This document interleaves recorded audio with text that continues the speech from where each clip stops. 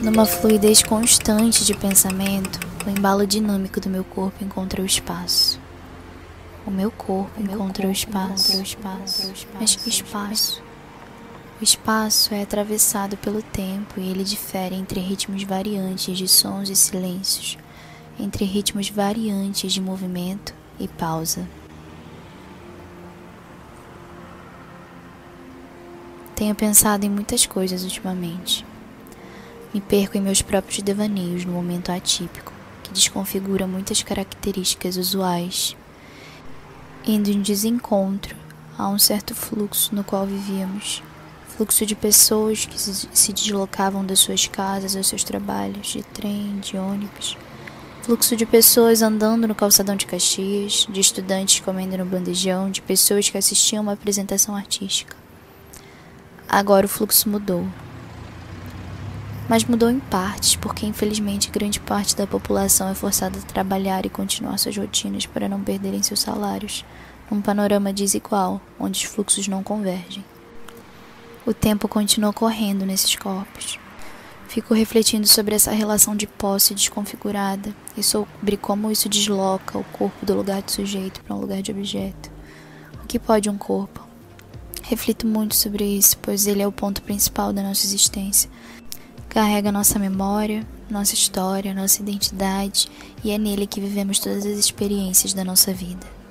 Reflito também sobre a linguagem de cuidado e carinho a esse corpo, uma atenção que às vezes parece meio perdida no meio da aceleração contemporânea de um sistema que visa muito mais o resultado final do que os processos. Nesse momento, temos vivido um isolamento social, um distanciamento necessário. E como seu corpo tem sentido isso?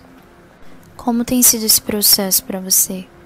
Minha intenção não é transportar essas perguntas para uma direção única e subjetiva, pois eu sei que existem atravessamentos como gênero, raça, sexualidade, classe, que interferem de maneira direta nessas respostas. O fluxo ele varia e não converge, gerando uma ausência que se faz evidente ao pensar arte em isolamento.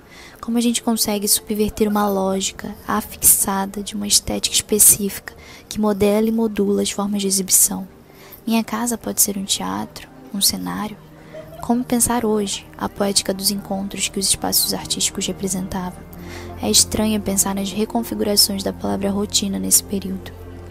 É estranho pensar nas produções artísticas sem público. Estranho pensar no compartilhamento distante por meio de telas e redes. E é estranho pensar num contato sem presença. São tantos atravessamentos que às vezes fica difícil pensar em produzir. Como pensar a arte na ausência? Como pensar a arte em um momento em que parece que o mundo parou? Uma pergunta que tem ecoado bastante dentro de mim é: para que serve a minha arte? O que minha dança movimenta? Afinal desse vídeo, talvez você esteja com mais questões do que no início, e acredito que uma das funções do artista é friccionar a base de reflexões com o público. Fico refletindo sobre o viés de democratização do acesso à arte e do seu efeito concreto na sociedade. Fico pensando nesse paralelo de que a rede pode ser também um ponto de fuga nesse momento de caos, que pode ser enxergado como possibilidade de encontros em distância e que possibilita momentos de respiro. A internet mais do que nunca tem vindo como essa ferramenta de reconexão na distância, ressignificando as práticas e promovendo contato de outras formas. A gente estava tão habituado com certas estéticas e formas de produção artística. Estamos sendo levados a reconfigurar tudo. Nossos espaços, formas de produzir e a ampliar a perspectiva do que é arte. Um fluxo constante que tem sido gerado no nosso meio. E esse fluxo se ramifica em várias direções. Mas por mais positivo que esses encontros que a rede possibilita sejam, ainda assim eles são frios, distantes e carentes de contato. Contato entre corpos, do calor humano, da presença. A única coisa que a gente tem como fazer é seguir na esperança de um momento onde o toque físico, o abraço apertado, o beijo apaixonado não representem riscos à saúde coletiva.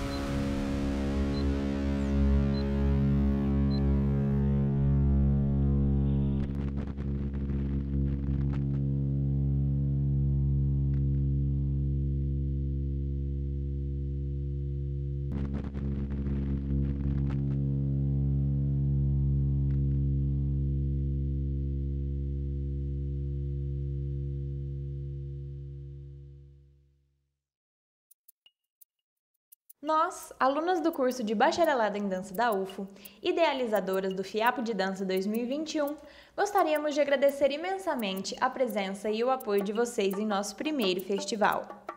Tivemos nosso objetivo alcançado, a integração de estudantes dos cursos de graduação em dança do nosso país, possibilitando trocas de experiência entre os discentes por meio de 3 espaços formativos: mostra artística, oficinas e roda de conversa.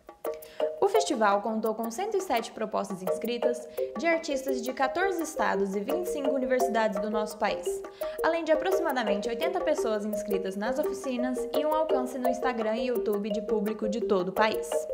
Esperamos revê-los em breve em uma próxima edição do FIAP de Dança. Continue nos acompanhando no nosso Instagram, @FIAP de Dança, e mais uma vez agradecemos pela participação e por toda a troca gerada.